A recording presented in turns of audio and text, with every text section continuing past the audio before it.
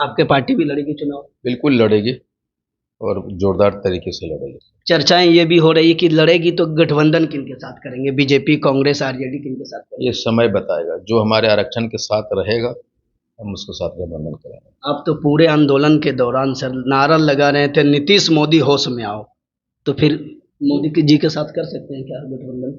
अगर होश में आ गए तो बिल्कुल करेंगे। मैं तो यही कह रहा हूँ कि होश में आओ। मैं दे नहीं पाऊंगा, और अगर मैं दे दिया तो मैं लड़ रहा हूँ, आप नहीं लड़ रहे, और लड़ना चूंकि आपको है। चैलेंज था मेरे लिए, लेकिन मुझे अपने लोगों पे भरोसा था, डर नहीं था।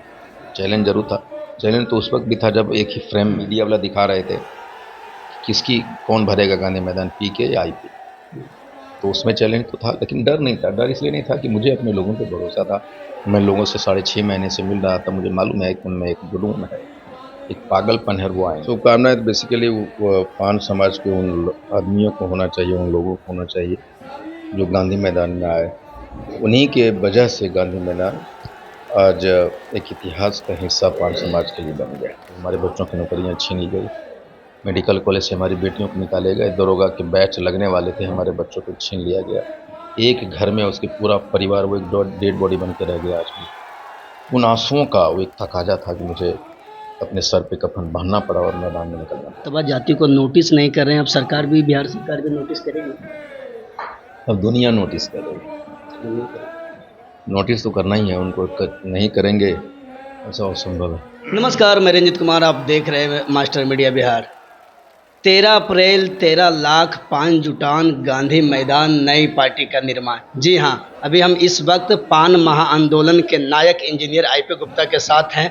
और सबसे पहले स्वागत है। Thank you.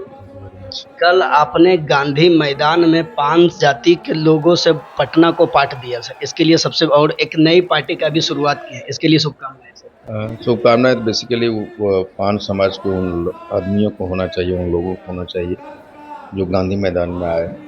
उन्हीं के वजह से गांधी मैदान आज एक इतिहास का हिस्सा पान समाज के लिए बन गया। लगातार सर अब 7 महीना से बिहार के सड़कों पे गांव-गांव, गली-गली घूम रहे थे सर। क्या जब से आप लोगों का आरक्षण छिन गया है, जब छीना है तब तब से घूम रहे, तभी से आपने सोच लिया था कि पार्टी निर्माण करना या पहले आरक्षण लेना है? नहीं, पार्टी निर्माण उसमें मेरे दिमाग में नहीं था। बहुत लोग बोलते थे कि पार्टी निर्माण करना है, लेकिन जब जब मैं गांव-गांव घूमने लग गया और लोगों से मिलने लग गया, तो सबका एक ही डिमांड था कि सर अपना एक पार्टी होना चाहिए, अपना एक घर होना चाहिए, भले न क्यों झोपड़ी का हो। और फिर जब मैं करीब 5 महीना क्रॉस कर गया आंदोलन को लेके, तो मेरे दिमाग में एक क्वेश्चन था कि आखिर ये आंदोलन से उपजे नेतृत्व को और उत्साह को और एकजुटता को हम एक साथ कैसे रह पाएंगे। तब मैंने पार्टी निर्माण के बारे में सोचना शुरू किया था।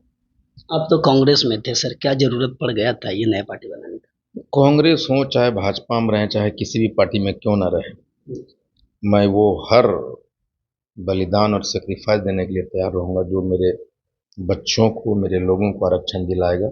और उनके हित के लिए, उनके समर्थन में, उनके काउश के लिए कांग्रेस के कोई भी पार्टी से कुछ भी बलिदान देने के लिए तैयार होगा।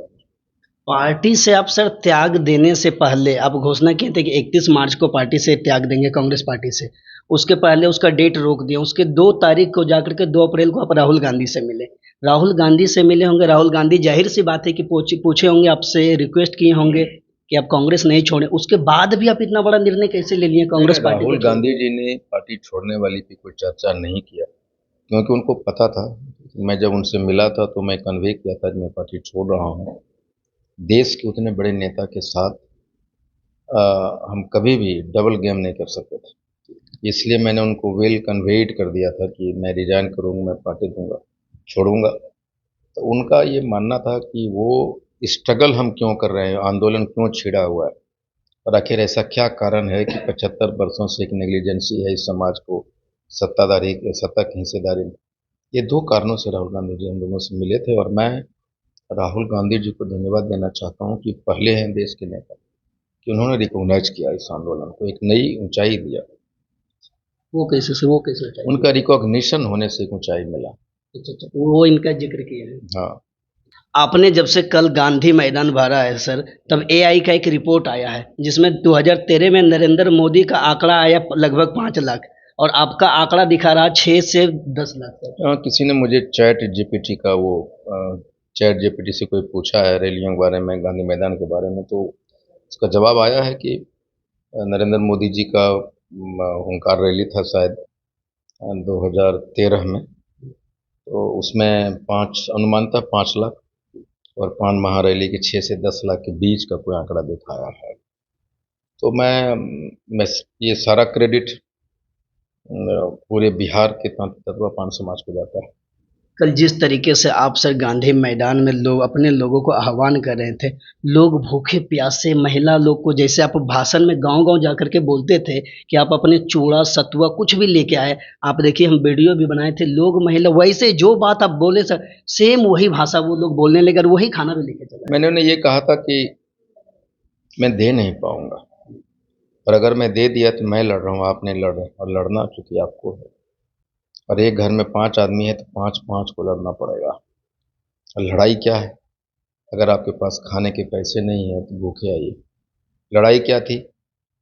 अगर आपके पास भाड़ा नहीं है तो पैदल आइए, और ये 2 दिन करना पड़ेगा। तो जो मैंने नारा दिया, सोचो करो कर सकते हो, और आप मुझे 2 दिन दीजिए, मैं आरक्षण वापस ला के दूंगी। एक सोच डेवलप हुआ और लोग आए। कल जब गांधी मैदान में जब आह्वान करें तो आपके बगल में ही नीतीश कुमार बापू सभागार में भी उनका भी एक सभा था, वो कह रहे थे कि यहाँ भी हमारे लोग खचाखच भरे हैं और गांधी मैदान में भी देख रहे हैं बहुत सारे हमारे लोग भरे हैं। इस चीज को जाते वक्त उन्होंने देखा था भीड़ को, उनके दिमाग में था कि भाई जो गांधी मैदान में उनका भी स्वागत है, ऐसा उन्होंने कहा था। मैं भी सुना, उनका वीडियो देखा है। क्या लगता है मतलब नीतीश कुमार जो पान तातई ततवा जाति को नोटिस नहीं कर रहे हैं, अब सरकार भी बिहार सरकार भी नोटिस करेगी? अब दुनिया नोटिस कर रही है। दुनिया करेगी। नोटिस तो करना ही है उनको, नहीं करेंगे ऐसा असंभव है। 2 दिन पहले सर आपके गांधी मैदान सभा से पहले 2 दिन पहले प्रशांत किशोर का सभा हुआ है। ये मैं नहीं, सारा बड़े बड़े मीडिया कह रहे हैं कि प्रशांत किशोर का जितना दावा था वो सुपर फ्लॉप किया है। इस चीज को सुपर फ्लॉप होने के बाद भी आईपी गुप्ता को कितना बड़ा चैलेंज, आपको नहीं डर हुआ? चैलेंज था मेरे लिए, लेकिन मुझे अपने लोगों पे भरोसा था, डर नहीं था। चैलेंज जरूर था। चैलेंज तो उस वक्त भी था जब एक ही फ्रेम में मीडिया वाला दिखा रहे थे कि किसकी कौन भरेगा गांधी मैदान, पीके या आईपी। तो उसमें चैलेंज तो था, लेकिन डर नहीं था। डर इसलिए नहीं था कि मुझे अपने लोगों पे भरोसा था। मैं लोगों से 6.5 महीने से मिल रहा था, मुझे मालूम है कि उनमें एक जुनून है, एक पागलपन है, और वो आएंगे। और वो पागलपन मुझे देखा कि रात में 2 बजे अपने बच्चों को गोदी पे लिए, कंधा पे लिए लोग स्टेशन से गांधी मैदान की तरफ कूच कर रहे थे। पिछले लगभग 10 सालों से अपने राजनीतिक क्षेत्र में आपने कदम रखा है सर। जो लोग आपको सीरियस नहीं लेते हैं वो लोग भी गांधी मैदान भरने के बाद एक जैसे वो लोग भी सारे लोग कहने लगे हैं कि आईपी गुप्ता जो कोई नहीं कर सका वो आईपी गुप्ता का अकेले कर दिया। यही हमारी क्षमता है कि जो लोग मुझे अंडर एस्टिमेट करते हैं और मैं अपना काम करके निकल जाता हूँ। जब अंडर एस्टिमेट करते हैं तो मेरे लिए बाधा होती है, वो सोचते हैं ये क्या कर पाएगा, और वही मेरी ताकत है, और उसी में अपनी प्लानिंग के साथ अपना काम कर जाता हूँ। बिहार के एक सीनियर जर्नलिस्ट ज्ञानेश्वर जी लिखते हैं कि मैनेजिंग में आईपी गुप्ता प्रशांत किशोर को आईपी गुप्ता से सीखना चाहिए। ज्ञानेश्वर जी को धन्यवाद। और फिर नमन मिश्रा जी भी लिखते हैं कि जितना आईपी गुप्ता को बड़े बड़े आईपी गुप्ता से अच्छे अच्छे लोगों को सीखना चाहिए। एक अकेला ये चले थे और इतना बड़ा आंदोलन कर। मुझे लगता है कि हर एक आदमी को हर एक से सीखना चाहिए। कोई रिक्शा चलाने में बेहतर होता है, फिर खाना बनाने में बेहतर होता है, कोई इंजीनियरिंग में बेहतर होता है, कोई मैनेजमेंट में बेहतर होता है। हर एक सीखने की प्रक्रिया हर एक इंसान को अपने जीवन में रखना चाहिए। ये बिहार के इतिहास में कहा जाए, भारत के इतिहास में सर आपने इतना बड़ा आंदोलन कर दिया। आंदोलन आप किनसे सीखे सर, किनसे प्रेरित होकर इतना बड़ा आंदोलन किए?